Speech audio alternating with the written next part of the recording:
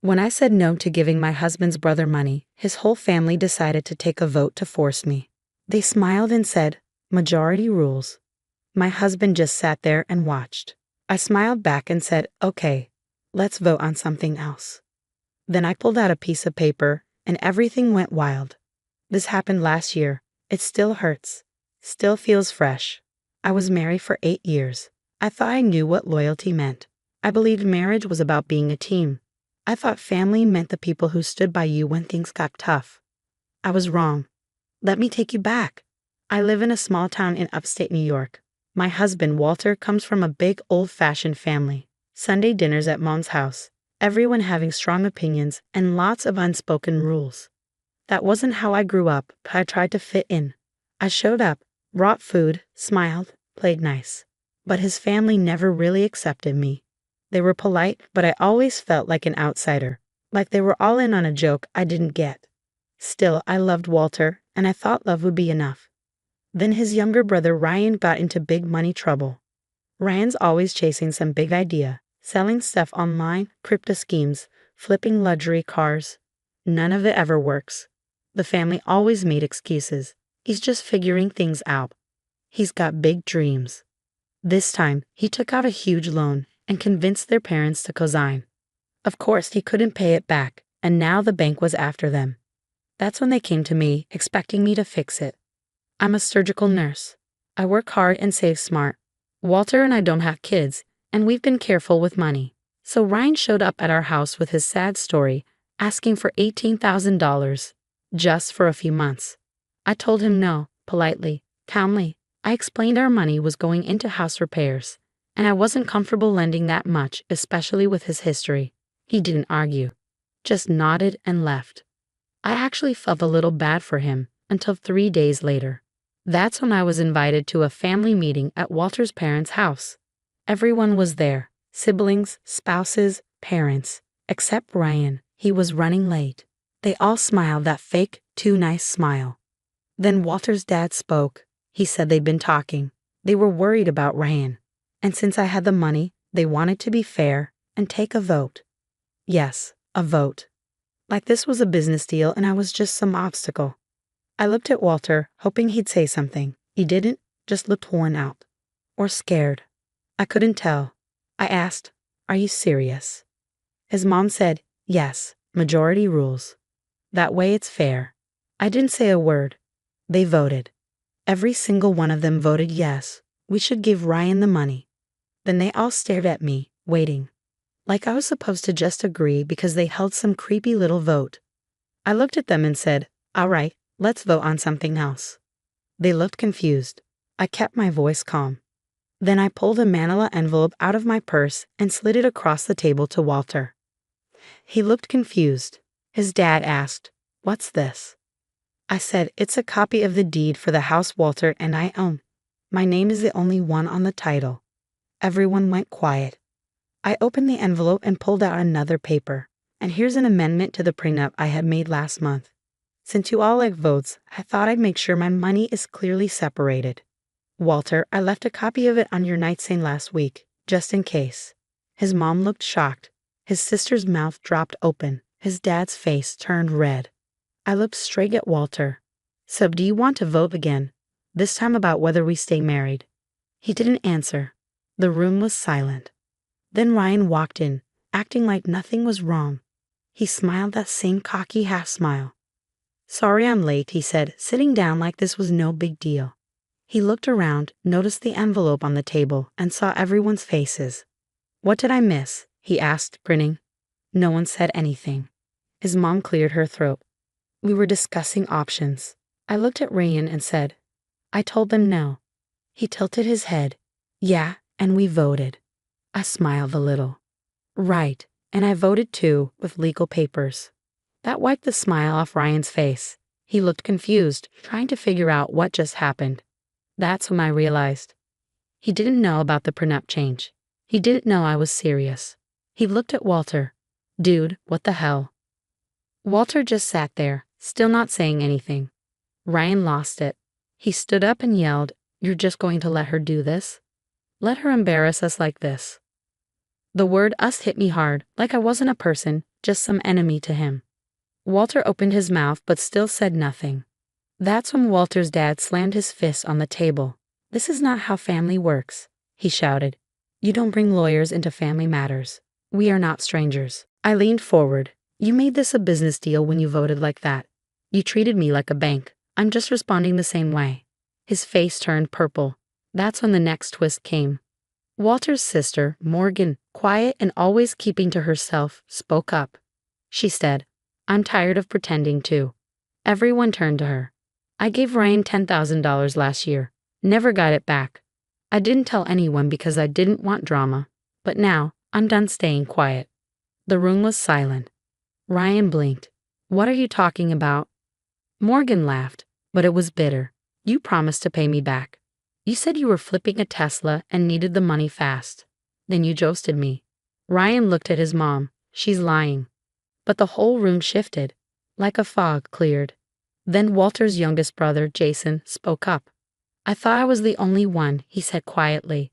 "I gave him $5,000 on my credit card. He said it was for a course. That was 2 years ago." Suddenly, it was like everyone started speaking up. A cousin, an uncle. Even Walter's mom looked shocked. Turns out, Ryan had been asking for money from everyone, always with promises and lies. I just sat there silent, watching everything fall apart. Ryan tried to yell over them. "You're all just trying to make me look bad." I leaned back in my chair. "You didn't need help with that." He turned to Walter, panicked. "Say something, man." Walter finally looked at me and asked, "When did you change the prenup?" That was it. No apology. No offer to talk. Just that. I stared at him for a long time, feeling exhausted, not sad. "About 6 weeks ago," I said, right after Ryan's last opportunity came up. His mom was crying now.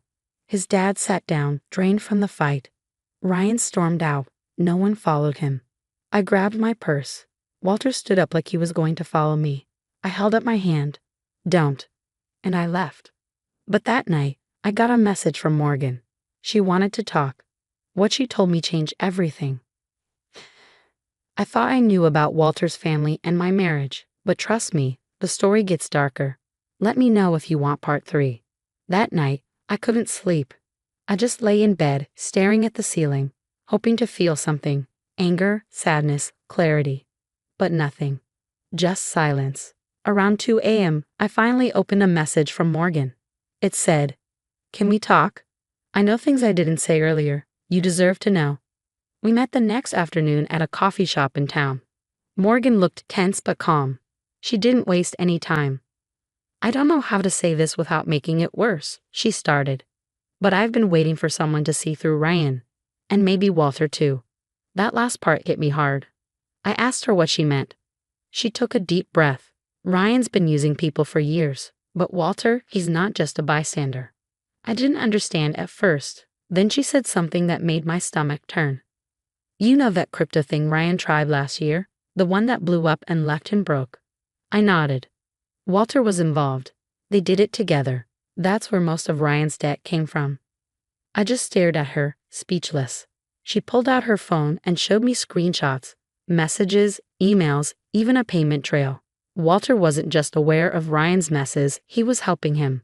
Moving money between their accounts, covering for him. I felt dizzy. "He told me not to say anything," Morgan said softly. "He promised to make things right." I believed him. But now I see he was just protecting himself. I whispered, "He used our savings." Morgan looked at me but didn't answer. She didn't need to. I remembered something. A few months ago, I saw a big withdrawal from one of our accounts. Walter said it was for emergency repairs. He even showed me a fake invoice. I believed him. I felt sick. Morgan reached out and touched my hand. "You weren't crazy. You were never crazy." I nodded slowly, then asked, "Why are you telling me this now?" She hesitated and then said, "Because I found something else out." I braced myself. "Walter and Ryan went to your parents last month. Tried to borrow from them too." I blinked. "What?" "They told your parents you were thinking of investing in Ryan's new business. They wanted your parents to get in before it launched. Your mom called me after you left last night. She was worried. That's when I realized they're not just using you. They're trying to sell you out." I couldn't breathe. They had gone behind my back, using my name to trick my own parents. I stood up, needing to move, think, do something. Morgan grabbed my arm. I know you're angry, but if you're going to do anything, be smart. Be one step ahead. I'll help. I asked her what she meant. She smiled, but it wasn't a happy smile. It was sharp, tired. I've been keeping track of everything for years. Bank records, texts, emails, screenshots. You want to make a clean break? You'll need proof. That's when the numbness cracked. Something inside me snapped into place. I wasn't going to let them use me anymore. Not Walter. Not Ryan. Not any of them. I looked Morgan in the eye. Send me everything. And she did. By the end of the week, I had enough evidence to ruin them, financially, emotionally, and legally if I wanted to. But I wasn't done. The more I dug, the more I found. Walter had another secret, one that had nothing to do with money. One that explained why he never defended me and why Ryan had so much control. A week passed. Every day, I found something new. Another transfer, another lie, another thread in the web Walter and Ryan had created. I had Morgan's folder. I had my bank records. I even checked my credit. Walter had applied for 2 credit cards in my name, never used them, just kept them there, probably for the next scheme. The night of the final confrontation, I didn't plan for it to explode like it did. But it did, and once it started, it didn't stop. Walter's mom invited everyone to another Sunday dinner. Same house, same table. This time, I agreed. I had one goal. I wanted everyone in one room. When we got there, the atmosphere felt fake, forced smiles, tense laughter. They thought the storm had passed. Walter sat next to me like everything was normal. He kept checking his phone but smiled whenever someone looked. Ryan wasn't there yet. Late again. Typical. I waited until the food was served, drinks poured, and everyone was comfortable. Then I stood up and said, I think it's time for one more vote. They froze. Walter looked at me, confused. I pulled out a small stack of papers from my bag. I didn't make a big scene. I just laid them on the table, one by one. This, I said, pointing at the first paper, is proof of a joint bank account between Walter and Ryan. Opened 3 years ago, nearly $60,000 transferred, most of it from our accounts, some from loans. Walter's mom opened her mouth, but I held up my hand. This, I said, pointing at another paper, is a fake invoice Walter gave me 3 months ago. Said it was for roof repairs. The company doesn't exist. Silence. And this, I held up the last page, is an email sent to my parents using my name, promising them a share of Ryan's fake startup. Walter, you see yourself. Walter's face went pale. No one spoke, so I kept going. I thought Ryan was the only one who lied. But you, I turned to Walter. You're just better at hiding it. You knew I'd say no, so you went around me. You used me. His mom whispered, that can't be true. Morgan spoke up from the end of the table. It is. She pulled out her phone. I've got the messages. Walter asked me to cover for him when he took out the money. He said he'd fix it before she noticed. Finally, Walter stood up, angry. What do you want from me? I was trying to fix things. Ryan was in deep. I didn't think. You never think. I cut him off. You lie. You protect him because he knows your secrets. That's why you never defended me, isn't it? Walter looked at me, and for the first time in all of this, he looked guilty. I stepped closer. What does Ryan have on you, Walter? Silence. He blinked, swallowed, and then muttered, It's not like that. Then what is it like? He looked around the table, at his dad, and then at Morgan. And then he cracked. He covered for me, years ago, when I got into trouble at a job. I falsified reports. I could have gone to jail. He took the blame. I owed him. The room went silent. Walter's dad spoke, quiet but furious. You lied to us. To her, you used your wife to cover a debt you should have paid honestly.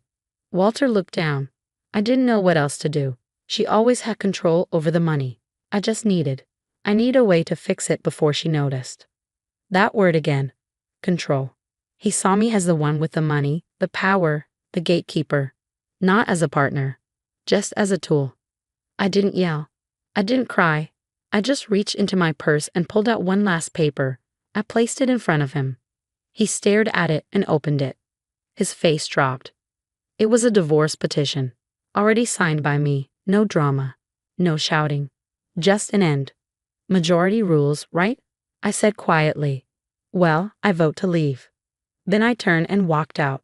No one stopped me. Not even his mom. That night, I stayed in a hotel.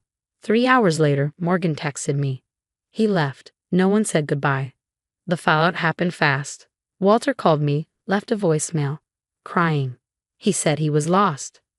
Said he didn't know how things got this bad. Said we could rebuild. I didn't answer. 2 days later, I served the divorce papers. Turns out, the prenup update and all the documents helped more than just saving money. It saved me from dragging out a divorce I never knew I'd need. Guilt over. Morgan kept helping. She even decided to take legal action against Ryan for the unpaid loan. Ryan disappeared for a while. He deleted his social media. People say he's living in New Jersey now, working under a fake company. Walter moved back in with his parents. The family dinners stopped. I wish I could say I walked away clean, but I didn't. There were nights I cried myself sick. Nights I wondered if I'd made the right choice. 8 years with someone who looked me in the eye and still chose lies over truth. It sticks with you. But now, I sleep peacefully for the first time in years. And if there's one thing I learned, when someone says majority rules, remember this.